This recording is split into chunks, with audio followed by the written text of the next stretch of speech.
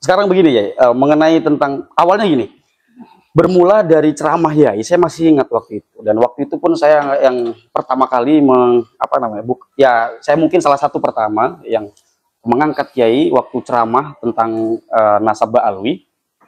Dan pada akhirnya ceramah yai itu bukannya berbicara soal nasab, tapi mungkin soal, kalau dalam bahasa pergerakan itu, hegemoni. Dan ditemukan diskursus-diskursus lain, semisal pemalsuan sejarah, pemalsuan kuburan.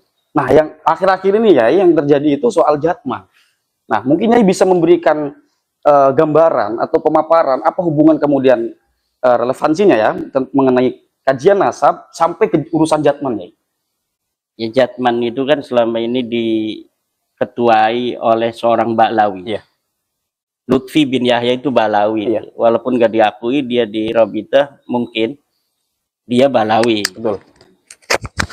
Selama 20 tahun lebih dia memimpin Jatman.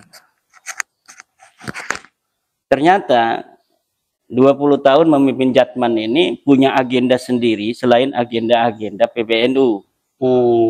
Agenda sendiri itu seperti apa, Ki?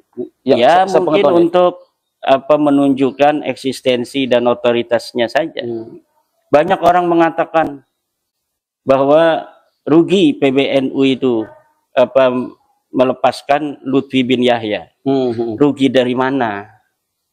Oh, katanya Lutfi bin Yahya itu yang selama ini membesarkan NU. Dia yang dibesarkan NU, bukan NU yang dibesarkan oleh Lutfi bin Yahya. Dia jadi besar itu karena NU, bukan NU yang dibesarkan oleh Lutfi bin Yahya. Nah, kalau sekarang dia kemudian setelah diputuskan oleh PBNU bahwa Jatman harus kembali ke PBNU, dan PBNU telah menetapkan kongres kemarin di Donohudan, Solo, kemudian telah menetapkan siapa ketuanya dan siapa mudirnya.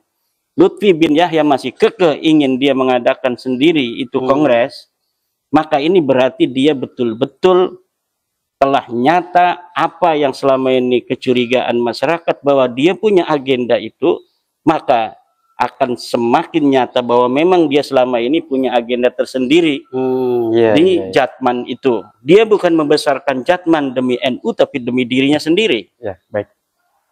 Begini ya, kalau misalkan gini, kalau seandainya tidak ada kajian nasab yang dipelopor oleh Yai, mungkin tidak Jatman itu masih di tangan Habib Lutfi.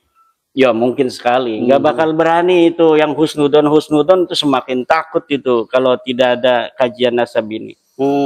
Kalau sekarang ini dia husnudon itu yang ngomong husnudon itu bohongan. Husnudon, padahal hatinya nggak percaya. Baik.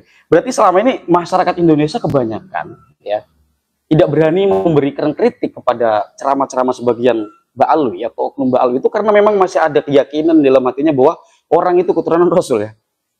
Mungkin gitu ya. Iya nggak Bang Isa, Bang Hafid?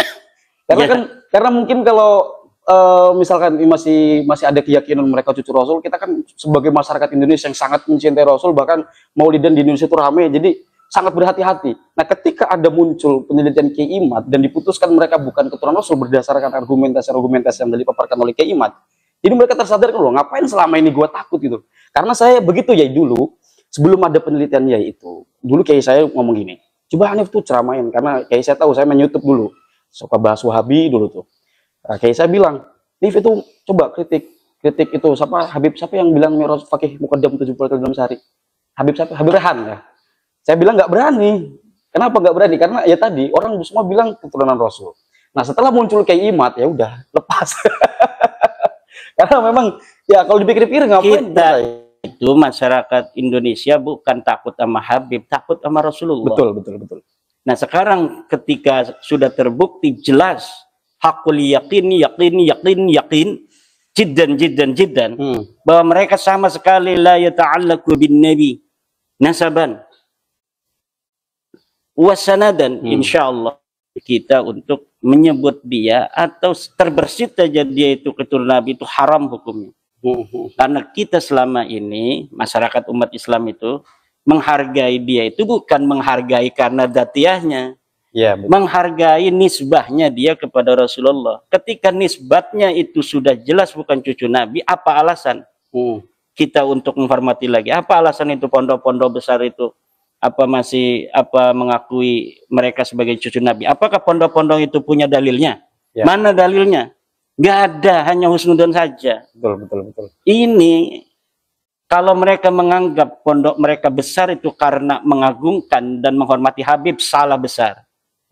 Niat mereka selama ini menghargai habaib itu karena ada nisbah bahwa mereka ini bisa jadi cucu Rasulullah, itu bisa jadi barokah.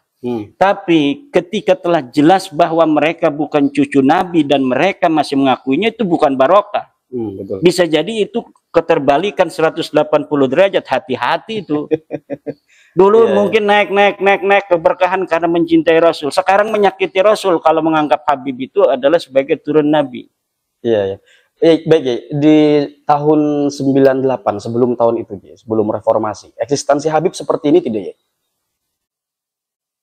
Kalau dulu waktu saya kecil itu saya tidak pernah mendengar istilah Habib di tempat saya ya. Saya mendengar istilah Habib itu ketika mendengar Bahar Smith ceramah di area kawasan industri. Waktu itu saya masih SMP ya. Nah, waktu itu mereka kan dulu hanya jual-jual minyak, jual-jual bohor, jual-jual kaligrafi ke kampung-kampung kan.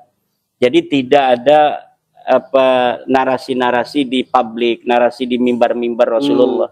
Sekarang kan tukang-tukang obat, tukang-tukang minyak pindah ke mimbarnya Rasulullah. Ini yang jadi masalah. Orang yang biasa jual obat sekarang kok ada di mimbar Rasul. Jadi dia seakan-akan masih ingatnya jual obat. Walaupun dirinya tidak jual obat, dia tidak jual minyak, tapi mungkin karena keturunannya itu masih ada sifat-sifat genetiknya itu seperti itu, sehingga mimbar-mimbar kita, mimbar Rasulullah, mimbar dakwah diisi oleh tukang-tukang obat itu dengan kalimat-kalimat kasar, dengan caci maki kepada presiden, caci maki pada ulama, caci maki kepada NU, caci maki kepada Yai Aqil Siraj, caci maki kepada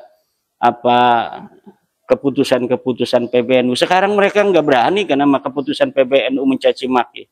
Sama Kiai Yahya Khalil Stakuf mencaci maki nggak bakal berani. Kenapa nggak bakal berani? Mereka ingin PBNU melindungi mereka. Kalau sudah melindungi, percaya lagi pada mereka cucu Nabi, baru dihajar lagi, diinjak lagi. Kata Hanif Alatas, jangan mau diadu domba antara habaib dan kiai. Siapa yang mengadu domba?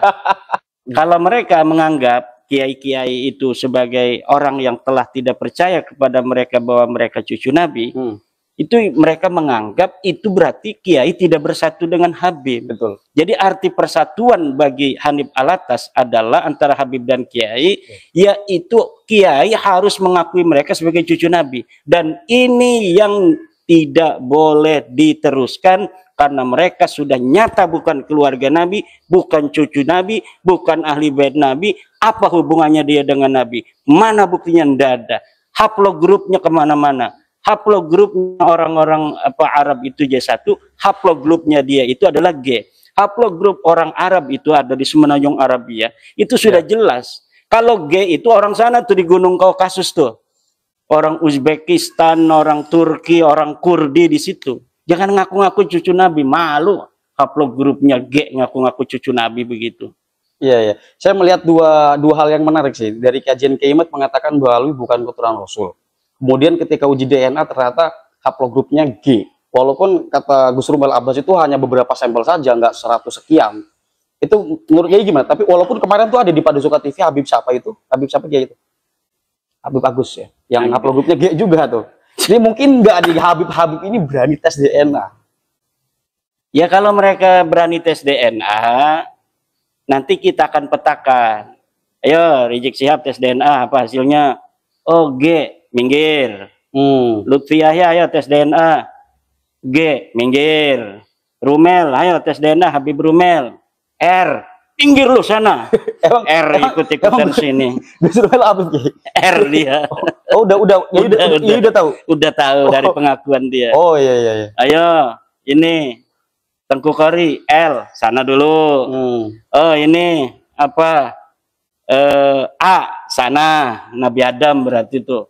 Ya begitu aja. Nanti Kalau ada misalnya Bahar Smith hasilnya J1, sini dulu kita teliti nasabnya. Betul. Kalau sudah tes DNA-nya J1 Bahar Smith, kita baru teliti susunan nasabnya berdasarkan ilmu nasab dan ilmu sejarah. Kalau awalnya sudah G begitu, udah nggak usah dibahas-bahas lagi. Nggak bakal itu bisa untuk menghindar dari teknologi. Menghindar dari peradaban modern zaman sekarang ini. Iya. Begini ya. Saya mau tarik kepada hal yang paling dasar dulu nih ya. Ada pertanyaan-pertanyaan lagi nanti ya. Tapi sebelum saya lanjut, saya ingin kesini dulu ya. Ini kan IAI cuma menggugat nasab mereka itu nggak kesambung kepada Rasulullah ya, nggak tersambung kepada Rasulullah melalui argumentasi-argumentasi yang telah IAI kaji. Persoalannya kenapa orang harus marah IAI? Kan cuma dibilang lu bukan cucu Rasul, urusan lu boleh ceramah atau enggak kan keilmuan kamu, bukan nasab kamu IAI.